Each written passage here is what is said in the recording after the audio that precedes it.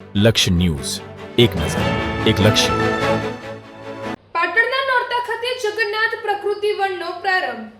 પાટણ જિલ્લામાં ભગવાન જગન્નાથજીની રથયાત્રાના અવસરે નોરતા ગામે જિલ્લા કલેક્ટર ડોક્ટર પ્રશાંત જીલોવાની અધ્યક્ષતામાં જગન્નાથ પ્રકૃતિ વનનો પ્રારંભ કરવામાં આવ્યો હતો.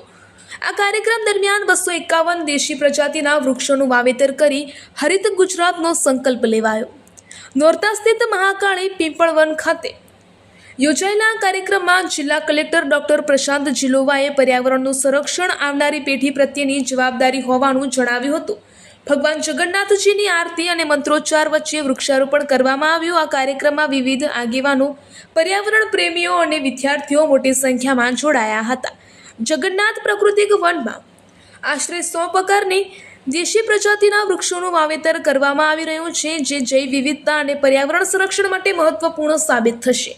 અત્રે ઉલ્લેખનીય છે કે જગન્નાથ પ્રકૃતિ વનમાં પીપળો, વડ, ઉમરો, લીમડો, આંબલી, રાયણ, જાંબુડો, પારિજાત, કદમ, અર્જુન, મહુડો, ખીજડો, ચંદન, દેશી આંબા, આંબળા સહિત આશરે 100 પ્રકારની દેશી અને જૈવ વિવિધતા સમૃદ્ધિ પ્રજાતિના વૃક્ષોનું વાવેતર કરવામાં આવી રહ્યું છે, જે પર્યાવરણ સંરક્ષણ અને જૈવ વિવિધતાના સંવર્ધનમાં મહત્વપૂર્ણ યોગદાન આપશે. રિપોર્ટર પંકજ સાંધુ, પાટણ. આજે જગન્નાથ પ્રકૃતિ વનની મુલાકાત લીધી અને આજે જે શુભ કાર્ય અહીંયા થઈ રહ્યું છે કે આપણે સૌ મળીને પ્રકૃતિનો શું મહત્વ છે એના ઉપર વધારે ભાર મૂકીને અહીંયા 251 વૃક્ષોનું આજે વાવેતર થઈ રહ્યું છે.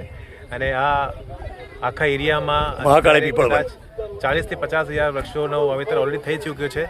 તો આમાં અમે બધી ટીમને ખૂબ ખૂબ શુભેચ્છા અને અભિનંદન પાઠવીએ છીએ કે જે રીતે એ લોકો પ્રકૃતિને ઉપર જેટલે વધારે ભાર મૂકીને કામ કરી રહ્યા છે એ રીતે આગળ વધે. અને ખૂબ ખૂબ શુભેચ્છા. Thank you.